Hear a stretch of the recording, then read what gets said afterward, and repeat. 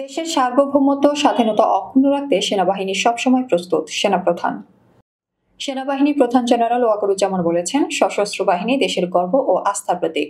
দেশের সার্বভৌমত্ব ও স্বাধীনতা অক্ষুণ্ণ রাখতে সেনাবাহিনীর প্রতিটি সদস্য সর্বোচ্চ ত্যাগ স্বীকারের জন্য সদা প্রস্তুত রয়েছে। ২৬ মার্চ মহান স্বাধীনতা দিবস ও জাতীয় দিবস উপলক্ষে দেওয়া বাণীতে এসব কথা বলেন সেনাপ্রধান। ওয়াকারুজ্জামান বলেন, আজ ২৬শে মার্চ মহান স্বাধীনতা ও জাতীয় দিবস। আমাদের জাতীয় জীবনে এই দিনটির গুরুত্ব ও তাৎপর্য অপরিসীম। ১৯৭১ সালের এই দিনে এদেশের মুক্তিকামী আপামর জনতা কাঁধে কাঁধ মিলিয়ে দেশমাতৃকাকে পরাধীনতার শৃঙ্খল মুক্ত করার লক্ষ্যে পাকিস্তানি হানাদার বাহিনীর বিরুদ্ধে সশস্ত্র সংগ্রামে ঝাঁপিয়ে পড়েছিল। তিনি বলেন, দীর্ঘ ৯ মাস রক্তক্ষয়ী সংগ্রামের মাধ্যমে অর্জিত হয় আমাদের চূড়ান্ত বিজয় এবং বিশ্ব মানচিত্রে স্বাধীন দেশ হিসেবে স্থান করে নেয় আমাদের প্রাণপ্রিয় মাতৃভূমি বাংলাদেশ। এ কারণে ২৬শে মার্চ আমাদের জাতীয় জীবনে গৌরব ও অনুপ্রেরণার চিরন্তন উৎস হয়ে থাকবে। সেনাবাহিনীর সব সদস্যকে আন্তরিক শুভেচ্ছা ও প্রাণঢালা অভিনন্দন জানিয়ে সেনাপ্রধান বলেন, শুধু স্বাধীনতা যুদ্ধেই নয়, স্বাধীনতা পরবর্তী সময়েও দেশের স্বার্থে দেশে এবং বিদেশে দায়িত্বরত অবস্থায় যারা নিজেদের জীবন উৎসর্গ করেছেন, আমি মহান আল্লাহ তাআলার নিকট সব শহীদদের বিদ্রোহী আত্মার মাগফিরাত কামনা করছি। তিনি বলেন, বাংলাদেশ সশস্ত্র বাহিনী তথা বাংলাদেশ সেনাবাহিনী দেশের গর্ব ও আস্থার প্রতীক। দেশের সার্বভৌমত্ব ও স্বাধীনতা অক্ষুণ্ণ রাখার নিমিত্তে সেনাবাহিনীর প্রতিটি সদস্য সর্বোচ্চ ত্যাগ স্বীকারের জন্য সদা প্রস্তুত রয়েছে। স্বাধীনতার পরবর্তী সময়ের পরিক্রমায় বাংলাদেশ সেনাবাহিনী আজ একটি দক্ষ, সুশৃঙ্খল ও সুসংগঠিত বাহিনী রূপে আত্মপ্রকাশ করেছে।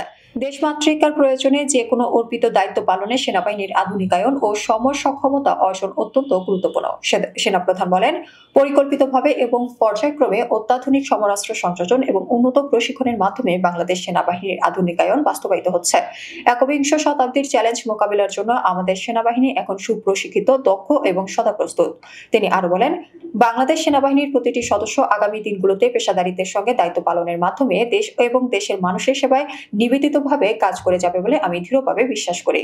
উল্লেখ্য, সেনাবাহিনীর প্রধান জেনারেল ওয়াকারুজ্জামান বলেছেন, বর্তমান পরিস্থিতিতে যে দায়িত্ব ও নিষ্ঠার সঙ্গে সেনাবাহিনী কাজ করছে সেটি দেশ ও জাতি চিরকাল স্মরণ রাখবে।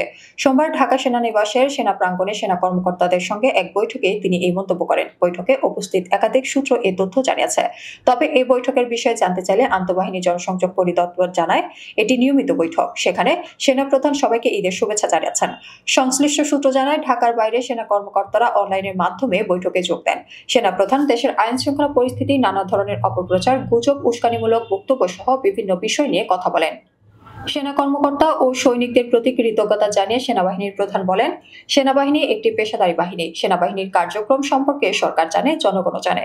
এসব কথা উল্লেখ করে সেনাবাহিনীর প্রধান জেনারেল ওয়াকারুজ্জামান বলেছেন, নানা গুজব ছড়ানো হচ্ছে। দেশে কোনো জরুরি অবস্থা জারি করা হয়নি। অনেকে নানাভাবে ভুল তথ্য, অপতথ্য ছড়াচ্ছেন। এতে বিভ্রান্ত হওয়া যাবে না। পরিস্থিতি সামলাতে হবে ধৈর্যের সঙ্গে।